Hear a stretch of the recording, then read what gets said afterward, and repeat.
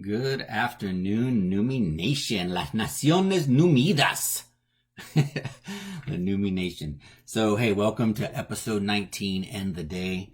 We're about at the 1 month mark for New Minds TV. We're excited. We're proud. We're grateful.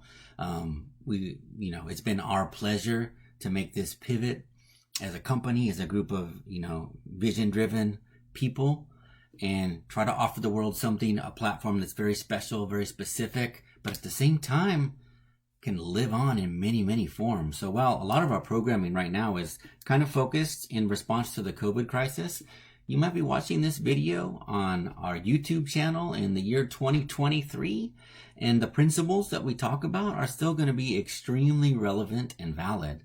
So that's the beautiful thing. So don't be taken by the fact that a lot of our programming is geared towards working through the trauma of the time. We're really proud of the fact that we're talking about real perennial things, right?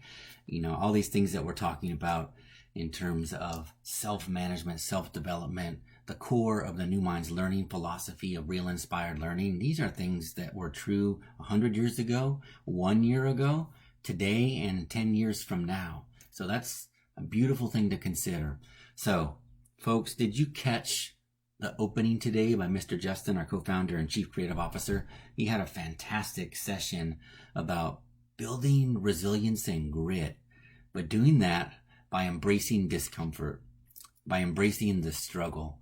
And he talked about, Zen koans as a tool to do that sort of mental, emotional, spiritual grappling that you do when you're working through a koan. And he shared something beautiful, which is a koan that we developed at New Minds to kind of explain the essence of the New Minds philosophy when it comes to learning. It's beautiful. I'm not going to reshare it here on purpose because I want you to, go back to episode 19, start the day, and hear Mr. Justin read it there out loud, because that's where the power comes from, right? That's where that kind of transmission comes through of that essence. It's really beautiful. So what I'm going to do today is give you a little nugget. I'm not going to, overcomplicate it. We've given you so many tools, and what the feedback I'm getting is that you like these quick, pragmatic takeaways.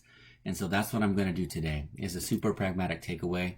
And I can't help myself. You guys have heard me talk about this book so many times already that you're probably just like, fine, I'll just read that book. Okay, yeah, well, you should read it. But what I'm trying to do is give you wins from the book that you don't necessarily have to read the whole thing, although, of course, there's a richness in going in yourself and evaluating. But I hold myself back. I could talk about things like this every day, but there's one that just keeps popping up because it seems so relevant, and it's called the 2-minute rule. And it's not an extension of the 2-second rule. Although some things may have gotten a little lax, I still don't think you should let food sit on the floor for 2 minutes these days and still consider it edible. So don't erase the 2-second rule. This is a completely different concept. This has to do with developing a new habit. Okay? So James Clear in his book really emphasizes this, and I think it hits home and it resonates really well with what a lot of us are trying to do in our home situations, whether it's for ourselves or our kiddos. And that's develop new habits and new routines. So the 2-minute rule says this. First, I'll give it to you in a nutshell, and then we're going to kind of draw out a couple of examples, and I'm going to tie it directly into something that you might be living, okay? So the 2-minute rule says this. Whenever you're starting a new habit, a brand new routine, the first step has to be able to be accomplished in 2 minutes or less. Okay? Wow, that sounds interesting. That makes my goals seem a little bit too easy, right? That's not the point. Actually, it is the point.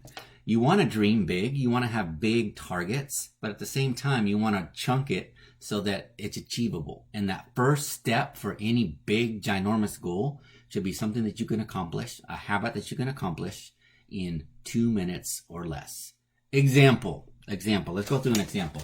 So here's a little chart here. So what you see is it's broken down into 5 steps. Okay. So you've got your very hard goal. This is your ultimate goal. So I'm just going to give a classic example. I think it's a good one because it's really explicit, and it's actually one that James Clear uses in the book. Let's say I want to run a marathon. Okay. I'm going old school today with the whiteboard. Okay, thought I'd take a little break from the presentations and the pitch decks and give you some old school whiteboard. Okay, so run a marathon, right? And a lot of us have those moments, a moment of inspiration where we see the vision, we feel it in our bones, and we say, I'm gonna write the book. I'm gonna run the marathon or the ultra marathon, right? Or I've personally been there. Or I'm going to do this or that, right? And we have a lot of enthusiasm. We're kind of riding on the excitement of that passion.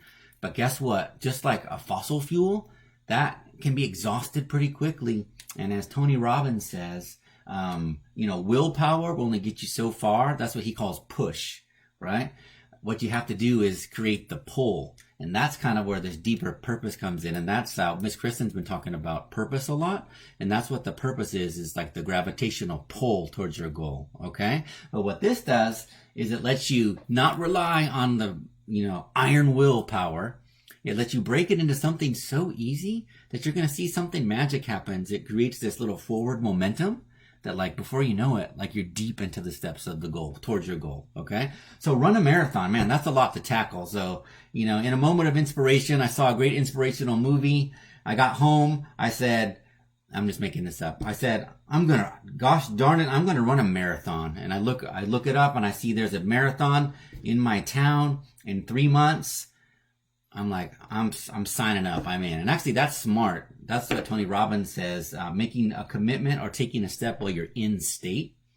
That's actually really important because if we just kind of let that excitement, that moment of exhilaration sort of like flitter away and it's the next morning and then the doubts start creeping in, right? But if you make some kind of bold commitment or bold move when what Tony Robbins calls in state, that's actually good because it kind of like gives you some accountability. Like you took a step, you started to build some momentum. So let's say that's the situation. I go online, I sign up for that darn marathon that's 3 months away. Oh my goodness. I go to bed excited, exhilarated, but then I wake up the next morning and I'm like, what have I done? I don't even run. What was I thinking? Right? It sounds a little wacko. It's not wacko. That's a great goal to have, right? In this particular example. But how can we make it easy? That's where the 2-minute rule comes in. Okay, so we're gonna back it up to the very beginning and kind of chunk this out. There's a lot of steps between not being a runner at all and running that marathon. So how can we put it into these chunks that take the first habit leading towards that has to take 2 minutes or less. So this is going to sound silly, folks, but listen. Step 1, the first habit you have to develop is put on running shoes. Does that sound silly to you? Does that sound too wimpy? It's not. It's a step. And here's the magic. Here's the magic that happens. Once you take that first, 2 minute or less habit and make it a habit, it becomes what then it transforms into a gateway habit. You like the concept of a gateway drug, right? So this is a gateway habit because what happens? All right, I did it. I got my running shoes on. I laced them up. I'm sitting in the kitchen. You know what? I've got the running shoes on. I'm like 90% more likely to actually go out the front door. And so this is a whole nother level, but making this as easy as possible in thinking about like, where did I put my running shoes? How do I make it super easy to do this gateway habit? That's really important too. But the important thing is just make it so easy and don't be afraid to celebrate it. It sounds silly, but those first few days, if you went out to the kitchen, put on your running shoes, laced them up, and then got distracted and didn't run, actually, that's okay. That's still a win. That's still a win when you're following the 2-minute rule because you conquered that first level of habit, right? But what's next? Okay, we can't just stop there if we hope to get to the marathon. So what's next? Okay, I've got the shoes on. I might as well do the next step, which is I'm just going to walk for 10 minutes. Okay, that sounds doable. That sounds very doable, in fact. I've got my running shoes on already. Check, there's a win for habit number 1. I'm just going to walk 10 minutes, which is around the block. Beautiful. Check 2, another gateway habit, right? Okay, so now that I've got that, I've already walked around the block. I may as well keep going and walk 10,000 steps. Okay. And you can see these categories. We got the very easy step. We got the easy step. We got the moderate step. And 10,000 steps, by the way, is, what most wellness experts say is kind of like a good daily target. But you have to get there, right? Everyone's not ready to jump into 10,000 steps. But if you've got your Fitbit or whatever you got to count steps, 10,000 is kind of like the baseline that they recommend. Like, okay, that's like if you can walk 10,000 steps a day, regardless of what other fitness regimen you do, that's pretty good.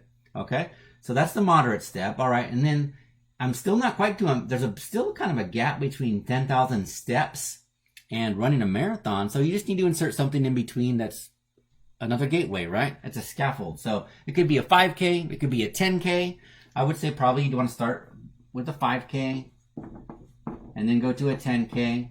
And then guess what? You created this like stepping stone between you and the marathon. So listen, have those moments of deep inspiration and exhilaration where you create that moonshot goal. But what happens the next day? What happens the morning after when that initial enthusiasm turns to doubt? That's when you need the 2-minute rule. Design that first habit that takes 2 minutes or less. And then you can scaffold up and through until you get your moonshot. Okay. So, all right. One more example before we get to I want to get to something really in our world right now, in like the world that we're living with quarantine teaching and this whole situation of trying to manage schedules and things. So just to walk it through one more, I won't write it all out, but let's say I want to write a novel. I want to write a book. Okay. Again, between not writing at all, between not having a writing habit at all and being inspired to write a whole book, while a noble pursuit, you don't just jump straight in, right? You have to build a gateway habit, 2 minutes or less. So what could you do in 2 minutes or less? This is going to sound silly, but you could sit at the kitchen table and open your journal.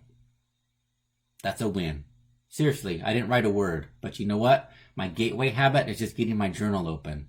But you know what? I'm sitting here already with my journal open and a pen in my hand. I think I'm going to go ahead and I might as well write a sentence. Okay, so maybe that's step 2, write a sentence. And you can kind of see where I'm going here. Write a paragraph, write a page, write 10 pages. And then by the time you're at the 10-page habit, you're like, probably several weeks or months from the novel, from the book, right? Depending on what you're talking about. Not Moby Dick, but, your premiere novel, 100-pager is probably doable at that point, okay? So you get the idea. So let's turn this into something, that relates directly to what we're talking about. How does a 5-minute rule apply to us right now? Let me get a good color. Let me get a brand new color. Let's go green for this one, okay? So I'm going to create a new row for us. The 2-minute rule. Okay, Ben. All your awesome motivational stuff, blah, blah, blah. I wish I could really implement it, but I'm too busy living homeschool life. Baloney, folks. This is the perfect opportunity to develop these things, to test these things, right? The pressure is actually very low to fail. It's a super opportunity to fail. Let's try it out. Let's experiment. Let's use this laboratory to grow, right? Just like Mr. Justin said, let's be uncomfortable. Let's be uncomfortable. And when we're through this, like Mr. Jackson, I'm echoing Mr. Justin again. He's talking about we're going to have so much more resilience when this is all over. And in grit and depth and emotional intelligence, there'll be some rough spots that this is revealing, but that's opportunity. All right. Okay. So I want to make our pie in the sky goal to be it was a perfect homeschool day. All school tasks were accomplished, right? So let's say all tasks accomplished for the day. Every single assignment, every submission, even home chores, whatever that might be. Everything that you set out for that day, your homeschool regimen was accomplished. Now, that's asking a lot, right? In this situation, it's pretty chaotic.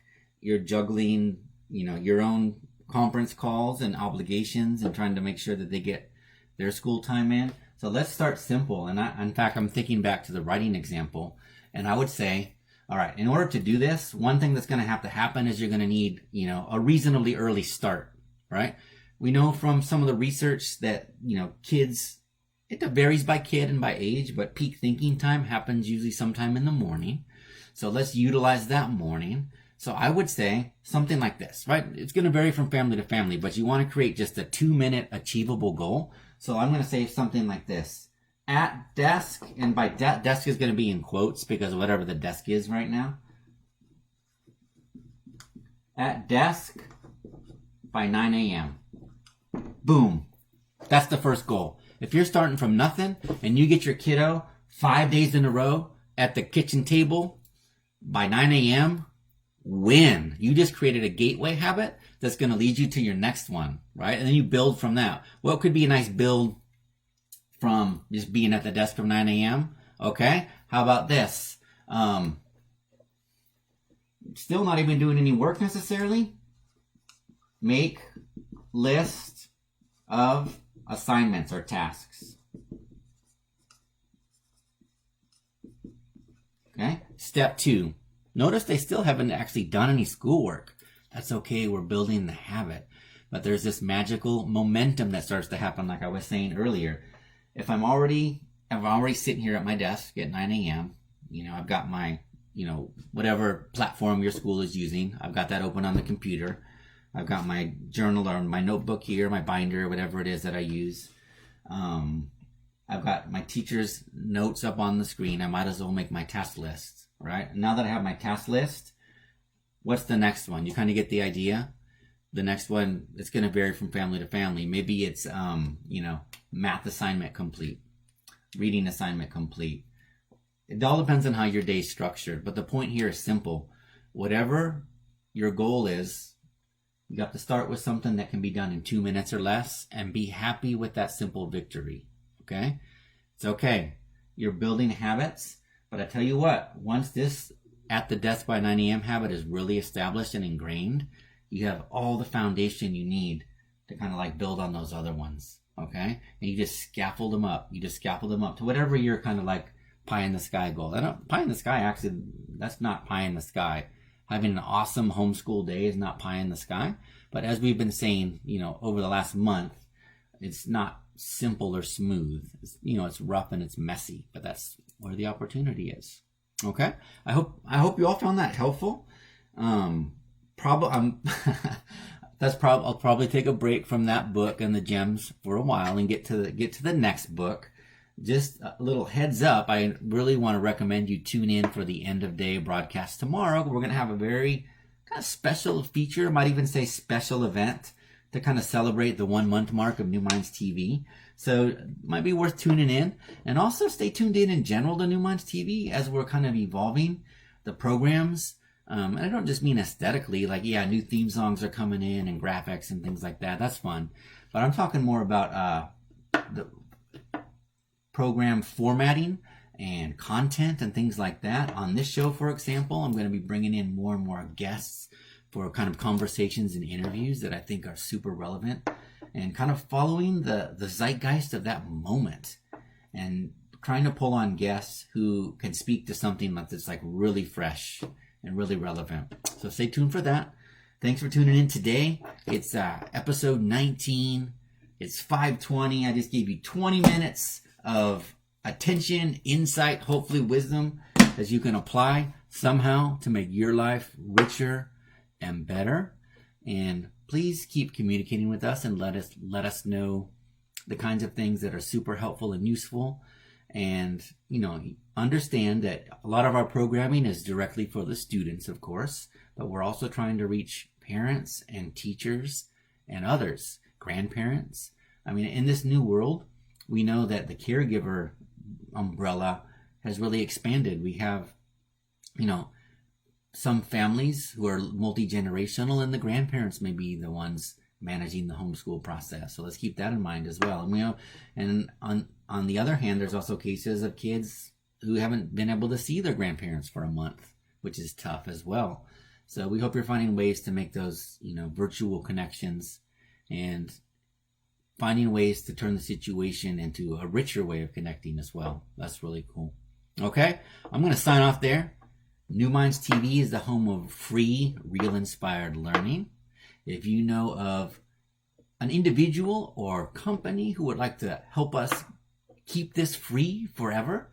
We would love to hear from you. And we have some sponsorship opportunities that we are rolling out, that we want to give businesses the opportunity to support education in this moment and beyond. So we would be super grateful for anything you can share in that regard. But otherwise, I really will sign off now. Thanks for tuning into New Minds TV. Pursue your passions, build methods to achieve them, and they'll become your talent. All right, folks, happy episode 19. See you guys tomorrow for 20.